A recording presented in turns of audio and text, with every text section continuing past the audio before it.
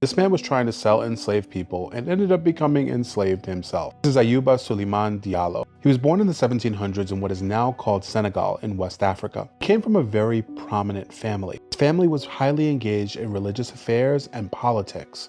In 1730, he was trying to buy supplies and sell enslaved people to the Royal African Company, a British trading company, something that he had done many times before. People at the Royal African Company ended up kidnapping him and his translator and selling them into bondage. He managed to convince the captain of his royal status because he had sold enslaved people to him before. By the time the captain relayed the message to his family to pay the ransom, they were halfway across the Atlantic and it was too late. The ship ended up docking in Maryland, and he ended up being taken to Annapolis, where he was sold and made to work on a tobacco farm. But this did not go well. He was seen as unfit to work in a field. Remember, he was royalty and he wasn't used to back-breaking labor. Eventually, he did try to run away, but he was caught and he was put in jail. He was in jail. They were trying to find his rationale for running away, but they didn't understand him because he didn't speak English. Eventually, he found a lawyer, Thomas Blewett, who was able to find a Wolof translator who was able to interpret what Ayuba was saying. The lawyer asked him to write down everything he was trying to say,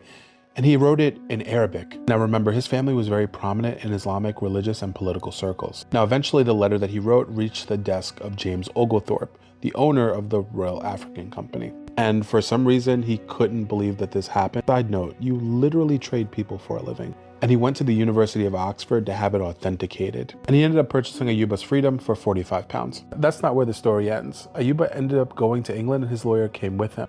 Now at this point, Ayuba was just the property of the Royal African Company.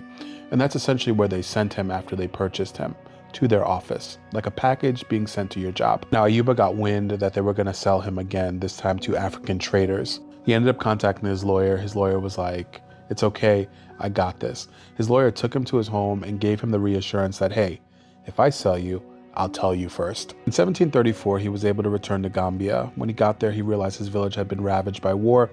His father had died and one of his wives had remarried.